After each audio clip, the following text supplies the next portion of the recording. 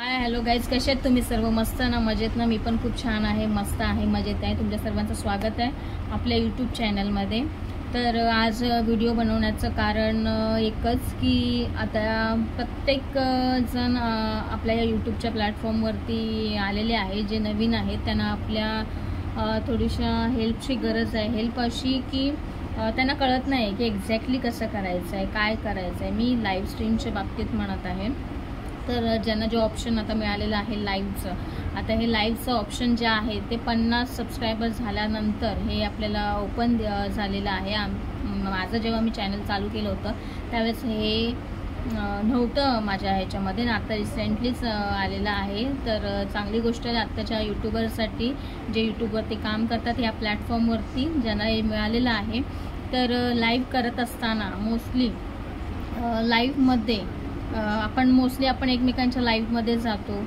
ह्या चुका माझ्याकडून देखील झालेल्या आहेत. त्याच्यामुळे मला असं वाटतं की आपण समोरच्याला गाईड करावं, कारण की जी चूक मी केलेली आहे ती चुकी तुम्ही देखील करू नका. आणि ह्याच्यापुढे मी देखील ह्या गोष्टीची काळजी घेईन की माझ्या लाईव्हमध्ये आपण एखादा कंटेंट सिलेक्ट करायचा आहे, त्या कंटेंटवरती आपल्याला बोलायचं आहे.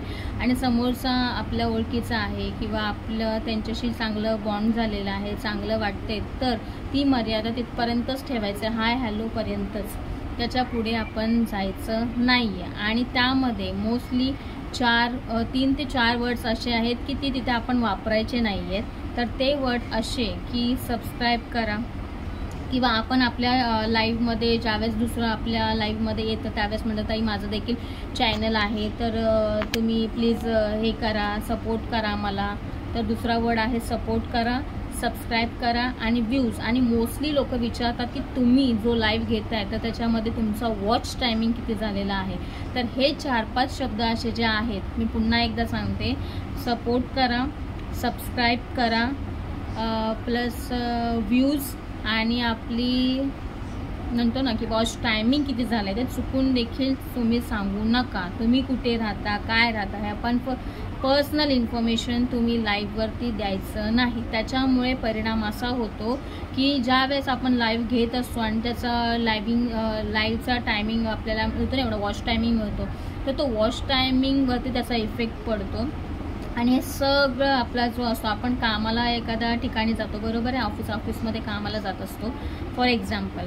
तर तिकडे आपल्याला दिवसभराचं काम दिलेलं असतं की तुम्हाला हे करायचं आहे. तुम्ही कशा पद्धतीने करताय, कसं करताय, किती पटकन करताय, तुमचं पटापट काम किती होते, ह्या सगळ्या गोष्टींचं ऑब्झर्वेशन कोण करतो?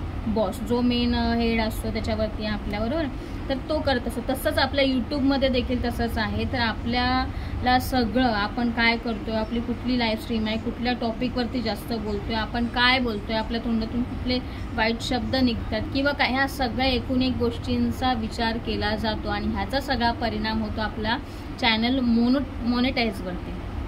ठीक आहे, पण जोपर्यंत आपलं चॅनल मॉनिटाईज होत नाही आहे तोपर्यंत आपण अशा चुका करायच्या नाही आहेत. आणि जर चुका होत असतील, आपल्याला सवय लागलेली असेल, तर तुमची सवय तुम्हाला मॉनिटाईजपर्यंत येऊ देणार नाही. तर ही चूक घडत असतील किंवा होत असतील तुमच्या ह्याच्यामध्ये, तर प्लीज तुम्ही इथेच थांबवा आणि ह्याच्या पुढे एका प्रोफेशनल सारख्या लाईव्हचे व्हिडिओ तुम्ही बनवत जा आणि करत जा. आणि लाईव्ह हा चांगला ऑप्शन आहे, तुमचा बेनिफिट आहे, पण ते चांगल्या गोष्टींसाठी यूज करा. आपण दुसऱ्याला सबस्क्राईब केलेलं आहे, ह्या माझ्याबरोबर पण झालं, ज्यावेळेस मला ह्या गोष्टी माहिती नव्हत्या, पण आता मला माहीत असल्या कारणाने मी देखील समोरच्याला सजेस्ट करेन.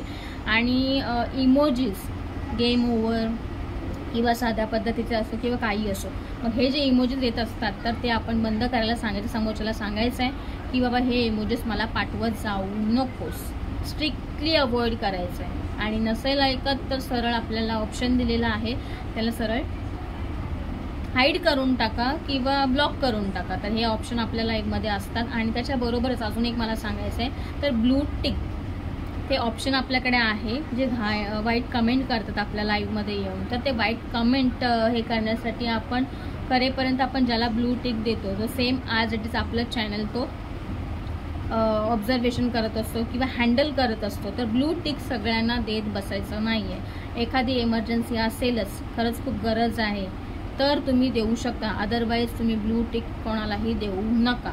जर 10 लोक तुमच्याशी संलग्न झालेली आहेत, 5 आहेत, 3 आहेत, 2 आहेत, तर तुम्ही प्रत्येकाला देऊ शकत नाही. तिथे ऑप्शन पण असतो आणि लाईव्ह हे होण्याच्या अगोदरच आपण ती ब्लू टिक काढून घ्यायची आहे. ओके, तर आजचा व्हिडिओ तुम्हाला कसा वाटला असेल, काय आहे तर तुम्हाला समजलं किंवा तुमच्या काही क्वेश्चन असतील, क्वेरीज असतील, तर तुम्ही नक्की माझ्या कमेंट बॉक्समध्ये तुम्ही कमेंट करा आणि तुम्हाला हवे असलेले व्हिडिओज मी तुमच्यापर्यंत पोहोचवण्याचा माझा प्रयत्न मी चालू ठेवणार आहे. तर भेटूया आपण नवीन व्हिडिओमध्ये. ठीक आहे, बाय.